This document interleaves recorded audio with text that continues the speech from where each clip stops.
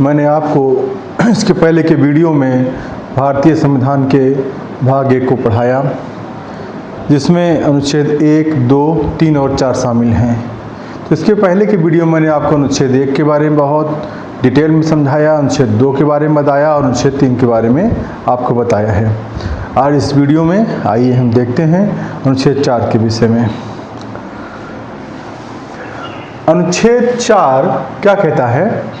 इस अनुच्छेद के अनुसार अनुच्छेद 2 के तहत नए राज्यों का प्रवेश या गठन जो भारत का हिस्सा नहीं है, ऐसे नए राज्यों का प्रवेश या गठन जो भारत का हिस्सा नहीं है। अनुच्छेद 3 के तहत नए राज्यों के निर्माण, सीमाओं और नामों परिवर्तन जो भारत का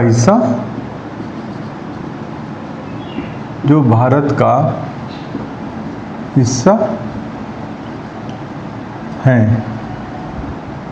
जो राज्य पहले से ही भारत का हिस्सा हैं, 2 राज्यों को मिलाकर एक नया राज्य बनाना या एक राज्य को तोड़कर 2 या 2 से अधिक राज्य बनाना, उनकी सीमाओं में परिवर्तन करना, उनके नामों में परिवर्तन करना, यह अनुच्छेद 3 के अंतर्गत आता है। आपने देखा इसके पहले की वीडियो में। और अनुच्छेद 2 के अंतर्गत ऐसे भूभाग जो भारत का हिस्सा नहीं है, उनको नए राज्यों के रूप में प्रवेश देना या उनका गठन करना अनुच्छेद 2 के अंतर्गत आता है। तो अनुच्छेद 4 क्या कहता है कि अनुच्छेद 2 अनुच्छेद 3 के तहत जो कार्रवाइयां हैं, इनके लिए अनुच्छेद 368 के अंतर्गत संविधान संशोधन की आवश्यकता नहीं है।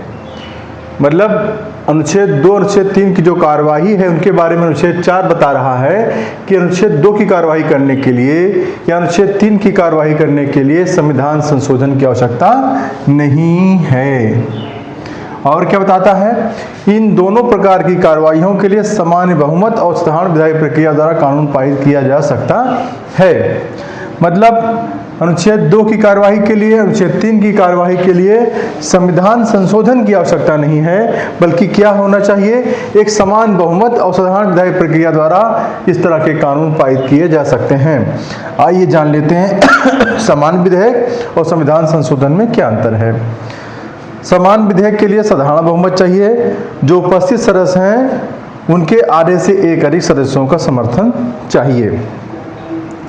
संयुक्त बैठक साधारण बहुमत के लिए बुलाई जा सकती है।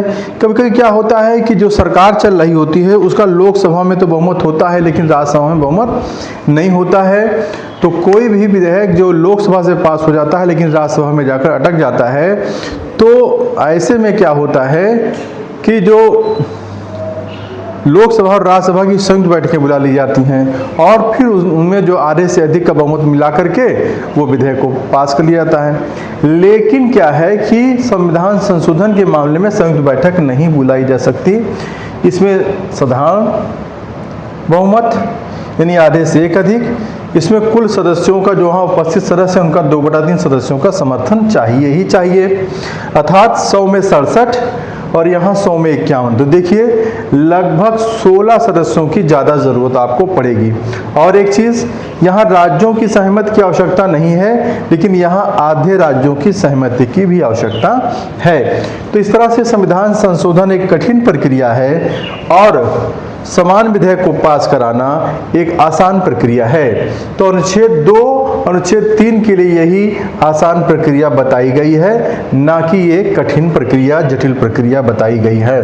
अर्थात अनुच्छेद 2 के द्वारा नए राज्यों का प्रवेश या गठन जो कि भारत का हिस्सा नहीं है, उनको नए राज्य के रूप में भारत में प्रवेश, जैसे 28 राज्य हैं तो 29वां राज्य कोई विभाग मिल गया तो उसको अनुच्छेद 2 के तहत संसद शामिल कर सकती है। अनुच्छेद 3 के तहत आपने देखा ही है, उत्तर प्रदेश से उत्तराखंड, मध्य प्रदेश से छत्तीसगढ़, बिहार से झारखंड, आंध्र प्रदेश से तेलंगाना, ऐसे राज्यों को अलग करके छोटे राज्य के रूप में बनाया जाता है। तो ये प्रक्रिया क्या है? एक साधारण प्रक्रिया है। ठीक है, तो ये है आपका अनुच्छेद 4। इस तरह से हमने भारतीय संविधान का भाग 1 पूरी तरह से पढ़ लिया है। अब जब यहाँ पर राज्यों के बारे में हमने देखा है, तो हमारे देश में इस समय 28 राज्य हैं और 8 केंद्र शासित प्रदेश हैं। तो 1947 में ये स्वरूप नहीं था।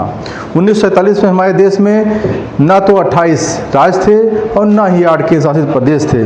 तो क्या थे और कैसे आज ये बने, हम पूरी प्रक्रिया लेकर के आपको आगे की वीडियो में हाजिर होंगे। धन्यवाद।